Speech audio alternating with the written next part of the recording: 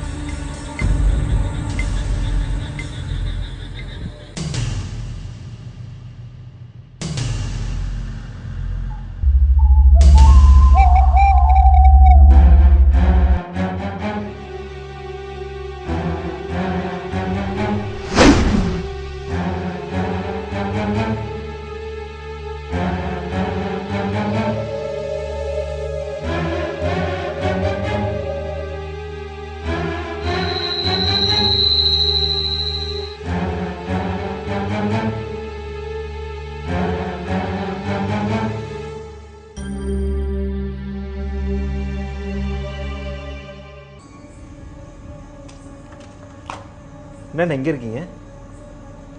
உனக்காக எவ்வளோ நேரம் நான் வெயிட் பண்ணுறது? இல்லைண்ணே, கொஞ்சம் வெளியே போயிருந்தேன். நான் உடம்பு சரியில்லைன்னு சொல்லி டெலிகிராம் வந்துருந்து. அப்புறம் எப்படிண்ணே இருக்கீங்க? எப்போ ஊர்லேருந்து வந்தீங்க? ஒன்றும் இல்லைடா தம்பி, உன்னை பார்க்கணும் போல் இருந்துச்சு, அதான் வந்தேன். உங்கள் உடம்பு எப்படிண்ணே இருக்கு? அது விட்றா ராஜா, உங்ககிட்ட ஒரு முக்கியமான விஷயம் பேசணும், அதான் வந்தேன். அண்ணே வாங்கண்ணே, எதாக இருந்தாலும் நம்ம ரூமுக்கு போய் பேசலாம். வேணா தம்பி, இதுக்கெல்லாம் இப்போ நேரம் இல்லை.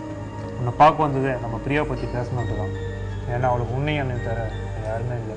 அதுதான் தெரியுமேண்ணே. ராஜா, நான் இறந்துட்டா பிரியா இனிமேல் நீ தான் பார்த்துக்கணும். நல்லபடியாக கல்யாணம் பண்ணி வைக்கணும். இனிமேல் எல்லாமே நீ தான் அவளுக்கு. ஏன்னா ஒரு மாதிரியாக பேசிகிட்டு இருக்கீங்க? இல்லை ராஜா, நான் பேச வேண்டிய கட்டாயத்தில் இருக்கேன். இனிமேல் என்னால் உடல் ரீதியாக உங்களுக்கு எதுவும் பண்ண முடியாது. நான் போகிறேன். அதுக்கு முன்னாடி ஒரு சத்தியம் பண்ணணும். எக்காரணத்து கொண்டு பிரியாவை கைவிட மாட்டேன். அண்ணே பிரியாவை நான் எந்த விதத்துலையும் நான் கைவிட மாட்டேண்ணே. மணி 1:15 ஆகுதுண்ணே. ஊருக்கு போகிறதுக்கு வண்டி கூட இருக்காதுண்ணே. இனிமேல் அந்த கவலை தான் எனக்கு இல்லை. சரி இருண்ணே, நான் போய் தண்ணி கொண்டு வரேண்ணே.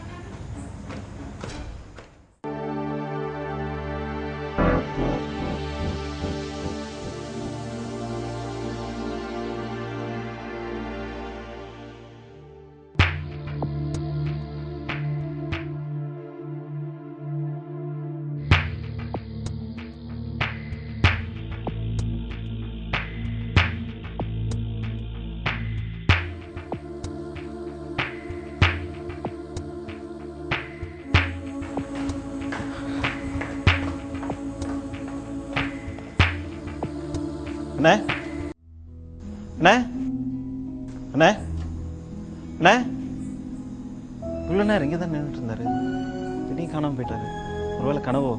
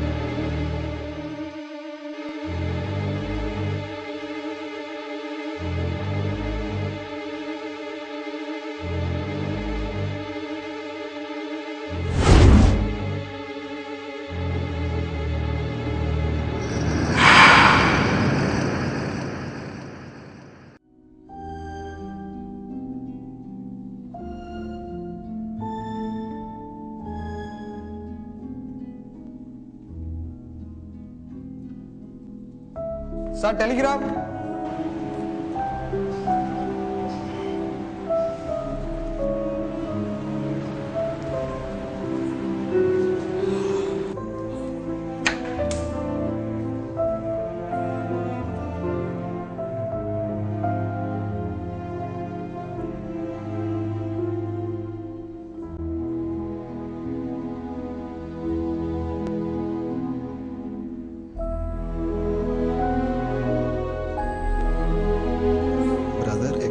at 12 o'clock.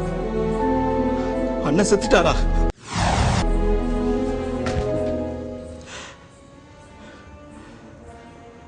அப்போ 1:15 வந்தது?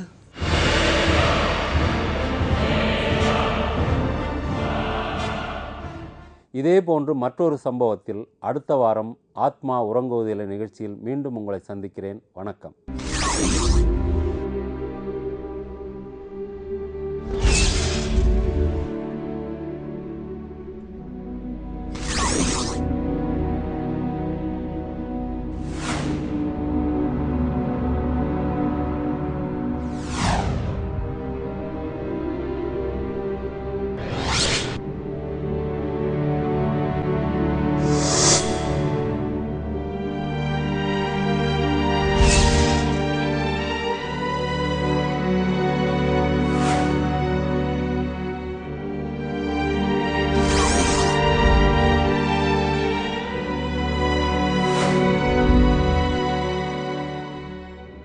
உங்களுக்கு ஆவிகள் பற்றிய அனுபவங்களோ கருத்துக்களோ சந்தேகங்களோ இருப்பின் கீழ்காணும் விலாசத்திற்கு தொடர்பு கொள்ளவும்.